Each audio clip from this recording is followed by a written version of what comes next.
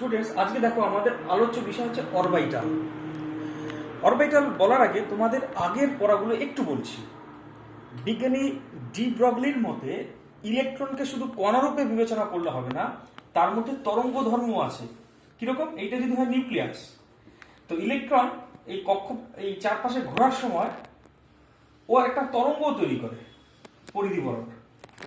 আবার হাইজেনবার্গ বলেন যে কোনো একটা নির্দিষ্ট মুহূর্তে ইলেকট্রনের সঠিক অবস্থান জানা সম্ভব নয়।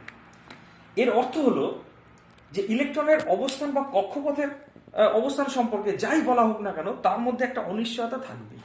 তাই আজকাল বৈজ্ঞানিকরা মনে করেন যে ইলেকট্রনের নেগেটিভ চার্জ নিউক্লিয়াসের চারপাশে একটা ত্রিমাত্রিক অঞ্চলে মেঘের মতো ছড়িয়ে থাকে।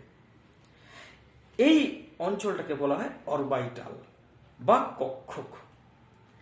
তা অরবাইটাল বা কক্ষকের আধুনিক সংজ্ঞাটা কি ইংরেজিতে যদি বলি, সেটা হলো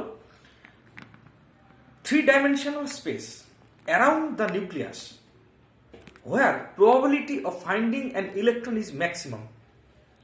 That is, নিউক্লিয়াসের চারপাশে একটা ত্রিমাত্রিক অঞ্চল, যেই অঞ্চলে ইলেকট্রনকে খুঁজে পাওয়ার সম্ভাবনা সর্বাধিক, সেই অঞ্চলটিকে কক্ষক বলা হয়।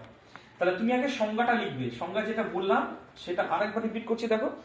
নিউক্লিয়াসের চারপাশে যে ত্রিমাত্রিক অঞ্চলে ইলেকট্রনকে খুঁজে পাওয়ার সম্ভাবনা সর্বাধিক, সেই অঞ্চলটিকে বলা হয় কক্ষক বা অরবাইটাল। এখন একটা উদাহরণ দেওয়া যাক। যেমন ধরো হাইড্রোজেন পরমাণু। তোমরা জানো হাইড্রোজেন পরমাণুতে একটা ইলেকট্রন। তো হাইড্রোজেনের যদি এটা হয় নিউক্লিয়াস, তো এতক্ষণ যা শিখলাম সে অনুসারে একটা ইলেকট্রন থাকলে কি হবে? সে একটা ইলেকট্রন কিন্তু নিউক্লিয়াসের চারপাশে একটা ত্রিমাত্রিক অঞ্চলে এইভাবে ছড়িয়ে ছিটিয়ে আছে। একটা ইলেকট্রন কিন্তু দেখো মেঘের মতো ছড়িয়ে আছে, এবং এটা দ্বিমাত্রিক।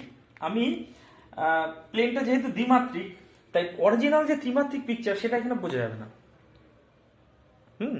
একটা অরবাইটালের চিত্র কিন্তু ত্রিমাত্রিক, মানে অ্যাকচুয়ালি এইটা যদি ঠিকঠাক দেখা যেত তাহলে এটা গোলকের আকারে থাকতো।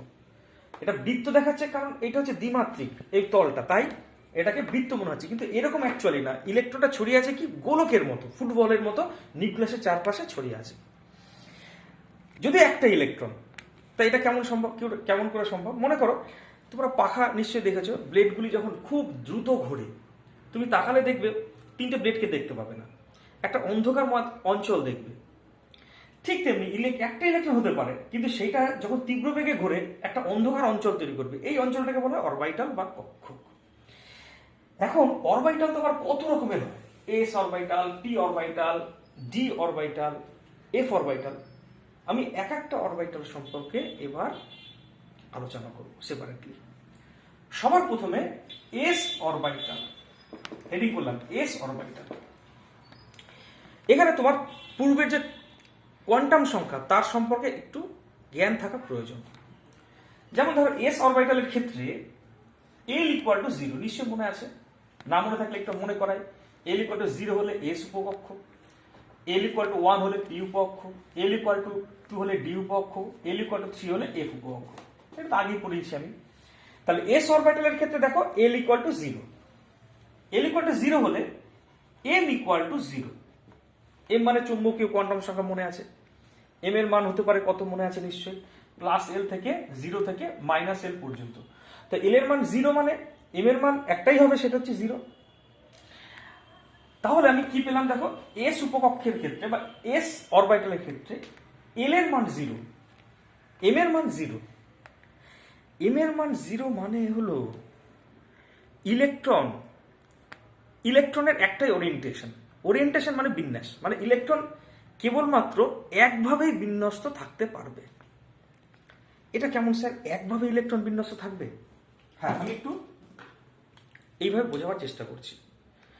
মানে ইলেকট্রন, তাহলে দেখলাম এম এর মান 0 মানে ইলেকট্রন একদিকেই বিন্যস্ত থাকবে। দিক তো জানি স্যার তিনটে দিক কি কি তোমরা জানো নিশ্চয়ই। এক্স অক্ষ, ওয়াই অক্ষ, জেড অক্ষ। তোমার নিশ্চয়ই জানা আছে এক্স অক্ষ, ওয়াই অক্ষ, জেড অক্ষ। এইটা মনে করো এক্স অক্ষ, এইটা হচ্ছে ওয়াই অক্ষ।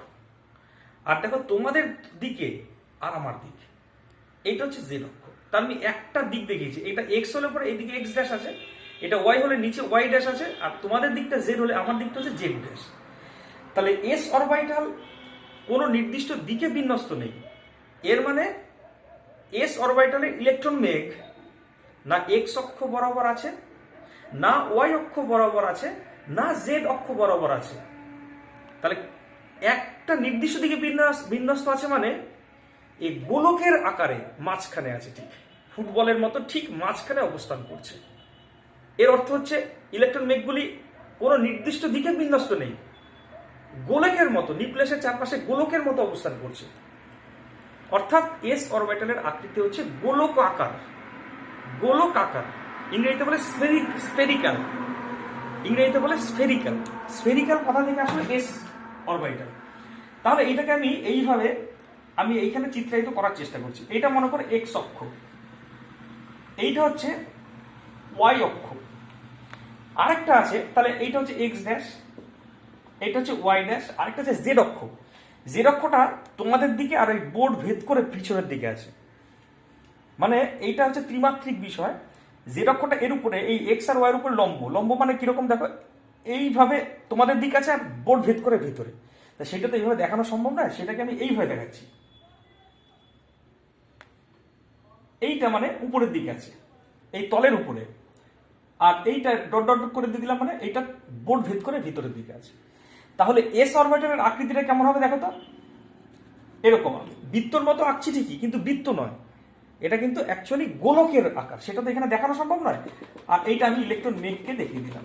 এইটা হচ্ছে এস অরবিটালের আকৃতি, ঠিক আছে। এস অরবিটালের আকৃতি তাহলে কি পেলাম, গোলকাকার, ইংরেজিতে বলে স্ফেরিক্যাল। স্ফেরিক্যাল, স্ফেরিক্যালের কথা থেকে এস কথাটা আসলো।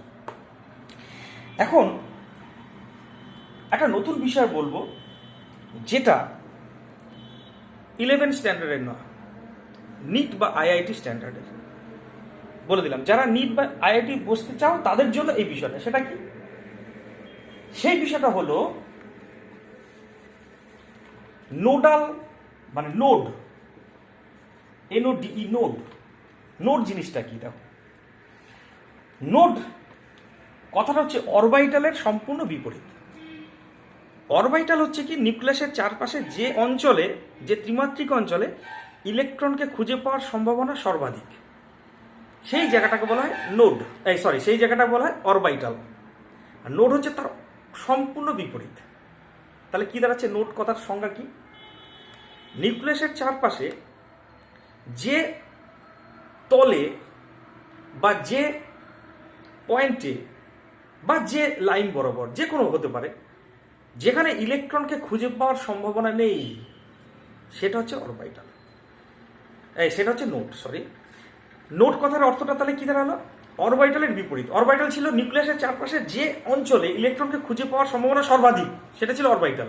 নোডটা কি হলো, তার অপোজিট, মানে নিউক্লিয়াসের চারপাশে যে তলে বা যে অঞ্চলে বা যে পয়েন্টে ইলেকট্রনকে খুঁজে পাওয়ার সম্ভাবনা নেই, সেটা হচ্ছে নোড।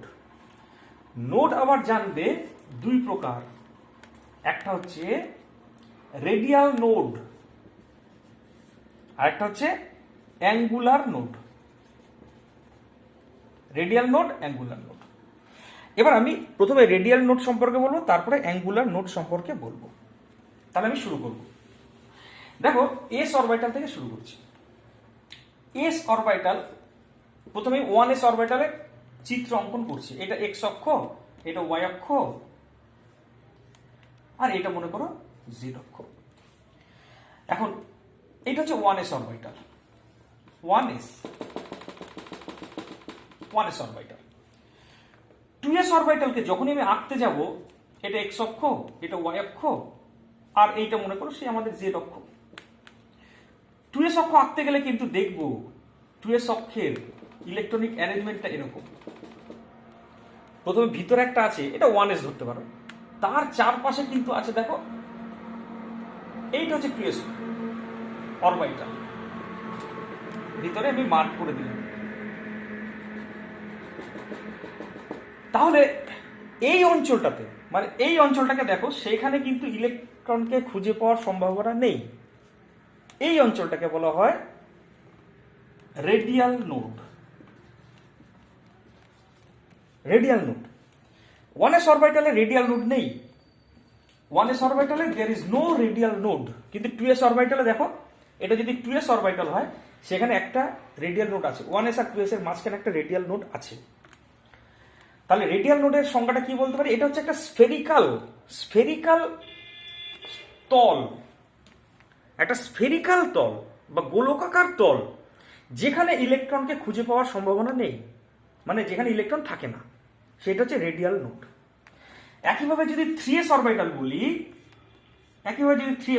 বলি, এটা x অক্ষ, এটা y অক্ষ, এটা z অক্ষ। প্রথমে এটা হচ্ছে মনে করো 1s, তার চারপাশে দেখো এইটা হচ্ছে আরেকটা, তার মাঝখানে আছে একটা নোড, এই একটা নোড। আবার দেখো 1s 2s, তারপরে আছে 3s, এইটা মনে করো 3s, তাকেও মার্ক করলাম। এইখানে ইলেকট্রনকে খুঁজে পাওয়া যাবে, যেখানে আমি কালো করে দিচ্ছি, শেডেড করে দিচ্ছি, সেই জায়গায় কিন্তু ইলেকট্রনকে খুঁজে পাওয়া যাবে। তাহলে এইটা যদি 1s হয়, এটা 2s হয়, এটা 3s, তার মাঝখানে দেখো কটা নোড পেলাম, দেখো তো, দুটো নোড, এই একটা নোড আছে, এই একটা নোড আছে। তাহলে রেডিয়াল নোডের সংখ্যা 3s অরবিটালের ক্ষেত্রে রেডিয়াল নোডের সংখ্যা কটা পেলাম? দুটো, একটা দুটো। এইখানে একটা সাদা অঞ্চল যেখানে ইলেকট্রন পাওয়া যাবে না, এইখানে একটা সাদা অঞ্চল যেখানে ইলেকট্রন পাওয়া যাবে না। তবে রেডিয়াল নোড বার করার একটা ফর্মুলা আছে, এখানে লিখছি ফর্মুলাটা।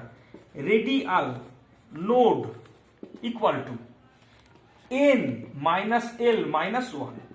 অত্যন্ত ইম্পর্টেন্ট ফর্মুলা, তোমরা কিন্তু নোট ডাউন করবে। রেডিয়াল নোড সমান সমান n মাইনাস এল মাইনাস 1। যেমন ধরো 1s এর ক্ষেত্রে রেডিয়াল নোডের সংখ্যা কত হবে? n এর মান দেখো 1, কক্ষপথের সংখ্যা, মাইনাস এল এর মান 0, মাইনাস 1, রেডিয়াল নোডের সংখ্যা 0। হ্যাঁ, 1s এ কোনো রেডিয়াল নোড থাকে না। 2s এর ক্ষেত্রে, মানে এই ক্ষেত্রে রেডিয়াল নোডের সংখ্যা কত হবে? n এর মান দেখো 2, মাইনাস এল এর মান 0, এল এর মান 0 হলে পরে তো s উপকক্ষ, s অরবিটাল, মাইনাস 1, তাহলে কত হচ্ছে দেখো 1। হ্যাঁ, একটা রেডিয়াল নোড আছে। 3s এর ক্ষেত্রে রেডিয়াল নোড কত হচ্ছে দেখো তো, n মানে 3, মাইনাস এল মানে 0, মাইনাস 1 সমান 2। হ্যাঁ, 3s এর অরবিটালের ক্ষেত্রে দুটো রেডিয়াল নোড। এইভাবে তুমি রেডিয়াল নোড বার করতে পারো। এখন আমি নতুন একটা নোড নিয়ে আলোচনা করব, সেটা হচ্ছে অ্যাঙ্গুলার নোড। কিন্তু অ্যাঙ্গুলার নোড আমি আগের থেকে বলে দিচ্ছি, এস অরবিটালে কোনো অ্যাঙ্গুলার নোড থাকে না। কেন একটু পরে বুঝবে, তবু এখনই বলে রাখি, অ্যাঙ্গুলার নোড হচ্ছে একটা তল যেখানে ইলেকট্রনকে খুঁজে পাওয়ার কোনো সম্ভাবনা নেই। তো এইটা যেহেতু গোলকাকার একটা অরবিটাল, সেখানে কোনো তল এরকম নেই যেখানে ইলেকট্রনকে খুঁজে পাওয়া যাবে না। মানে এখান থেকে আমি এমন কোনো তল কল্পনা করতে পারি না যেখানে ইলেকট্রনকে পাওয়া যাবে না। তাই এস অরবিটালের ক্ষেত্রে কিন্তু কোনো অ্যাঙ্গুলার নোড নেই। অ্যাঙ্গুলার নোড পাবো আমি পি অথবা ডি অরবিটালের ক্ষেত্রে, আমি দেখাচ্ছি। নেক্সট এবার যেটা আসি সেটা হচ্ছে আমাদের পি অরবিটাল। হেডিং করলাম পি অরবিটাল। দেখো, পি অরবিটালের ক্ষেত্রে তুমি জানো এল ইকুয়াল টু 1। কেন? ওই সেই কথা, এল ইকুয়াল টু 0 হলে এস, এল ইকুয়াল টু 1 হলে পি, এল ইকুয়াল টু 2 হলে ডি, এল ইকুয়াল টু 3 হলে এফ, জানা আছে। তাহলে যেহেতু পি অরবিটাল, তাই এল এর মান 1। আর এল এর মান 1 হলে এম এর মান তুমি জানো +1, 0, -1। কারণ এম এর মান তোমার জানা আছে কিরকম হয়, +l .0 -l পর্যন্ত। তাহলে মানে কি, এল এর মান 1 হলে এম এর মান হবে +1 থেকে 0 তারপর -1। এর মানে কি? এর মানে হলো যে পি অরবিটালের ক্ষেত্রে ইলেকট্রন 3 রকম ভাবে বিন্যস্ত থাকতে পারে, মানে 3টে দিকে বিন্যস্ত থাকতে পারে, এক্স অক্ষ, ওয়াই অক্ষ আর জেড অক্ষ বরাবর। অর্থাৎ পি অরবিটালের ইলেকট্রন মেঘ এক্স অক্ষ বরাবর যদি থাকে তাকে বলবো পি এক্স অরবিটাল, ওয়াই অক্ষ বরাবর যদি থাকে তখন তাকে বলবো পি ওয়াই অরবিটাল, আর জেড অক্ষ বরাবর থাকলে তাকে বলবো পি জেড অরবিটাল। এবং তার আগে বলে রাখি, পি অরবিটালের আকৃতি কিন্তু ডাম্বেলের মতো। ওই জিম করা নিশ্চয়ই তোমরা দেখেছো, জিম করার সময় যে ডাম্বেল দিয়ে জিম করা হয় না, সেই ডাম্বেল, সেটা দেখতে অনেকটা দেখো এরকম। পি অরবিটালের আকৃতি অনেকটা ডাম্বেলের মতো, তবু আমার মনে হয় না যে পুরোপুরি ডাম্বেলের মতো। তো যাই হোক, পি অরবিটালের আকৃতিটা কেমন আমি দেখাচ্ছি। আগেই বলেছি, পি অরবিটালের ইলেকট্রন মেঘ এক্স অক্ষ বরাবর থাকতে পারে, ওয়াই অক্ষ বরাবর থাকতে পারে, আবার জেড অক্ষ বরাবর থাকতে পারে। যদি এক্স অক্ষ বরাবর থাকে তবে এটা পি ওয়াই, এটা মনে করো, তবে থাকে বলো পি এক্স অরবিটাল। যদি ওয়াই অক্ষ বরাবর থাকে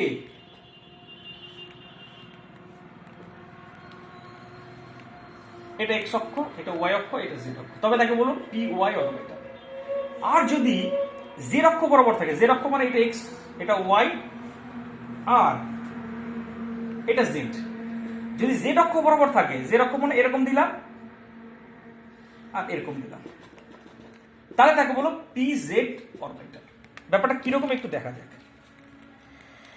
মনে করো একটু এগুলো ধরাটা একটু মুশকিল, একটু তারা একটু জাস্ট আমাকে টাইম দিতে হবে, আনলে পরে দেখানো যাবে না। মনে করো এই তিনটে অক্ষ, এটা এক্স অক্ষ, এটা ওয়াই অক্ষ, এটা জেড অক্ষ। তাহলে পি এক্স অরবিটাল মানে আছে কোন বরাবর? এই বরাবর এবং এই দিক বরাবর। এখানে দুটো লোব আছে, এই বরাবর একটা লোব, এই বরাবর আর একটা লোব।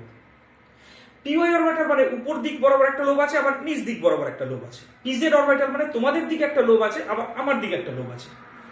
এই তিনটে অরবিটাল কিন্তু আলাদা আলাদাভাবে দেখানো হয়েছে, কিন্তু আছে এক জায়গায়। এক জায়গায় দেখালে তোমরা বুঝতে পারবে না বলে আলাদা করে দেখিয়েছে। আর এই তিনটে অরবিটাল যেখানে মিট করেছে সেই জায়গায় আছে কিন্তু নিউক্লিয়াস। আরেকটা কথা এখান থেকে দেখতে পাচ্ছ, তিনটে অরবিটাল কিন্তু পরস্পরের উপরে লম্বভাবে থাকে। P X orbital, P Y orbital এবং পি জেড অরবিটাল পরস্পরের উপরে কিভাবে থাকছে? লম্বভাবে থাকছে। এবার তোমাকে আমি বলেছিলাম যে অ্যাঙ্গুলার নোড সম্পর্কে এবার একটু বলছি। দেখো অ্যাঙ্গুলার নোডের সংজ্ঞাটা বলেছি, আরেকবার বলি। এটা হচ্ছে একটা তল, যেই তলে ইলেকট্রনকে খুঁজে পাওয়া যাবে না, বা যেখানে ইলেকট্রনকে খুঁজে পাওয়ার সম্ভাবনা নেই, সেই তলটাকে বলা হয় অ্যাঙ্গুলার নোড। যেমন ধরো এই P Y orbital, angular node কোনটা হবে? পি ওয়াই অরবিটালের অ্যাঙ্গুলার নোড। আগে অ্যাঙ্গুলার নোডটাকে দেখাচ্ছি। মানে একটা তল, এই তলটা বলতে, আর তার উপরে একটা লোব আছে, নিচে একটা লোব আছে। দেখো এইখানে ইলেকট্রনকে খুঁজে পাওয়া যাবে, এখানেও খুঁজে পাওয়া যাবে। এটা P X orbital, sorry P Y orbital, মানে এইটা। এখানেও ইলেকট্রনকে খুঁজে পাওয়া যাবে, এখানেও খুঁজে পাওয়া যাবে, কিন্তু এর মাঝামাঝি একটা তল আছে, ঠিক মাঝামাঝি, যেই তলে ইলেকট্রনকে খুঁজে পাওয়া যাবে না। সেই তলটা কিরকম এইখানে দেখিয়ে দিই, তাহলে আরেকবার পরিষ্কার হবে জিনিসটা। এই হচ্ছে সেই তলটা যেখানে ইলেকট্রনকে খুঁজে পাওয়া যাবে না। এবং এই তল কোন, যদি অঙ্কের নলেজটা কাজে লাগাও তাহলে বুঝতে পারবে। এই তলটা কিন্তু আছে, এই তলটাকে নামকরণ করা যায় কি? এটা কিন্তু এই তলটাকে কি বলবো? পি, এই তলটাকে আমি কি নামকরণ করতে পারি বলতো? এটাকে, এটা এক্স ওয়াই অক্ষ বরাবর, তাহলে এক্স জেড তল। তাহলে ওয়াই অক্ষের জন্য, পি ওয়াই অরবিটালের জন্য অ্যাঙ্গুলার নোড বা নোডাল তল কোনটা? X Z. একইভাবে পি এক্স অরবিটালের জন্য নোডাল তল কোনটা হবে বুঝতে পারছো? কোনটা বলো তো? Y Z. মানে সেটা কোন বরাবর আছে? এই বরাবর। আর জেড, পি জেড অরবিটালের জন্য নোডাল তল হবে এক্স ওয়াই তল। বোঝা গেল? তাহলে কি দাঁড়ালো? পি ওয়াই অরবিটালের জন্য নোডাল তল একটা, সেটা হচ্ছে এক্স জেড। পি এক্স অরবিটালের জন্য নোডাল তল হবে ওয়াই জেড, এবং পি জেড অরবিটালের জন্য নোডাল তল হবে এক্স ওয়াই। এখন বলছি নোডাল তলের সংখ্যা। এখানে হেডিং করলাম নোডাল তলের সংখ্যা। নোডাল তলের সংখ্যা হচ্ছে এল এর যা মান সেইটা হচ্ছে নোডাল তলের সংখ্যা। মাইন্ড ইট, এল এর যা মান সেইটা হচ্ছে নোডাল তলের সংখ্যা। তাহলে পি অরবিটালের জন্য, তাহলে পি অরবিটালের জন্য নোডাল তল সমান কত হবে? 1। কেন? পি অরবিটালের জন্য এল এর মান তুমি জানো 1, তাহলে পি অরবিটালের জন্য নোডাল তলের মান হবে 1। একইভাবে যদি বলতাম ডি অরবিটাল, যদি ডি অরবিটাল এখনো দেখায়নি, ডি অরবিটালের জন্য নোডাল তলের মান কত হবে? নোডাল তল সমান হবে, বলো তো ডি অরবিটালের জন্য এল এর মান কত? দেখো ডি অরবিটালের জন্য এল এর মান 2, তাহলে ডি অরবিটালের জন্য নোডাল তলের সংখ্যা হবে, দাঁড়াও, নোডাল তলের সংখ্যা হবে 2, এরকম। তাহলে আমি নোডাল তল সম্পর্কে আরেকটা কথা বলছি, আরেকবার বলছি, নোডাল তল হচ্ছে এমন একটা তল যেখানে ইলেকট্রনকে খুঁজে পাওয়া যাবে না, এবং সেটা কোন বরাবর থাকে? যদি পিওয়াই অরবিটাল ধরি তার ঠিক মাঝ বরাবর আছে, পিএক্স অরবিটাল ধরলেও তার মাঝ বরাবর তলটা, পিজেড অরবিটাল ধরলেও তার মাঝ বরাবর তলটা। নোডাল তলের সংখ্যা কত হবে? এল এর যা মান সেটা হচ্ছে নোডাল তলের সংখ্যা। পি অরবিটালের জন্য যেহেতু এল এর মান 1, তাই পি অরবিটালের জন্য নোডাল তলের সংখ্যা 1। ডি অরবিটালের জন্য নোডাল তলের সংখ্যা কত হবে? ডি অরবিটালের জন্য যেহেতু এল এর মান 2, তাই নোডাল তলের সংখ্যা হবে 2। এবার আসি, তোমাকে কয়েকটা এক্সাম্পল দিচ্ছি, তাহলে তুমি জিনিসটা আরো পরিষ্কার হবে। যেমন ধরো আমি কয়েকটা অরবিটাল এখানে লিখছি, 1s, 2s, 3p, 5d, 4d। এদের জন্য আমি টোটাল এখানে লিখলাম রেডিয়াল নোড, এখানে হেডিং করলাম, দেখো রেডিয়াল নোড। এখানে লিখলাম অ্যাঙ্গুলার নোড, এখানে লিখলাম টোটাল নোড। প্রথমে রেডিয়াল নোড। রেডিয়াল নোড মানে তুমি ফর্মুলাটা জানো, এখানে লিখলাম ফর্মুলাটা n-l-1। আর অ্যাঙ্গুলার নোডের সংখ্যা কত তুমি জানো? l। l মানে অ্যাঙ্গুলার নোড। আর টোটাল নোড তাহলে কত হবে? টোটাল নোড এই দুটো যোগ করে দাও, টোটাল নোড সমান তাহলে কি দাঁড়াচ্ছে দেখো, n-l-1 প্লাস l, তাই না? রেডিয়াল নোড আর অ্যাঙ্গুলার নোড মিলে টোটাল নোড, তাহলে কত হচ্ছে দেখো তো, এই l কেটে গেল, তাহলে কত পেলাম দেখো, n-1। তাহলে 1s এর জন্য রেডিয়াল নোড কত হচ্ছে দেখো, 1 - 0 - 1 = 0। অ্যাঙ্গুলার নোড কত হচ্ছে? s এর জন্য অ্যাঙ্গুলার নোড 0, কারণ s অরবিটালের জন্য l এর মান 0। আর টোটাল নোডের সংখ্যা কত হবে? টোটাল নোড মানে n-1, মানে 1 - 1 = 0। 2s এর জন্য চলে আসছি, রেডিয়াল নোড মানে n-l-1, n বলতে 2 - 0 - 1 = 1। অ্যাঙ্গুলার নোড মানে l এর মান, তুমি জানো s অরবিটালের জন্য l এর মান 0। আর টোটাল নোডের মান কত হবে? টোটাল নোড বলতে কত? n-1, মানে 2 - 1 = কত হচ্ছে? 1। এবার আসি 3p-র জন্য। রেডিয়াল নোডের মান কত হবে 3p-র জন্য? দেখো n মানে 3 - l মানে 1 - 1 মানে 1। আর অ্যাঙ্গুলার নোডের মান 1, আর টোটাল নোডের সংখ্যা হবে n-1, n মানে 3 - 1 = 2। 5d-র জন্য চলে আসছি, রেডিয়াল নোডের মান কত হবে? রেডিয়াল নোডের মান 5 - 2 - 1 = 2। অ্যাঙ্গুলার নোডের মান 2 হবে, আর টোটাল নোড হবে দেখো n-1, মানে 5 - 1 = 4। একইভাবে 4f এর জন্য রেডিয়াল নোডের মান কত হবে? রেডিয়াল নোডের মান n-l-1, n মানে 4 মাইনাস 3 - 1 সমান কত হচ্ছে দেখো তো 0। আর অ্যাঙ্গুলার নোডের সংখ্যা কত হবে? l এর মান 3, আর টোটাল নোডের সংখ্যা কত হবে? 4 - এবার তাহলে টোটাল নোড 3। এই হচ্ছে তোমার নোডের ব্যাপার। আজ এই পর্যন্তই, পরের ভিডিওতে আলোচনা করবো বাকিটা।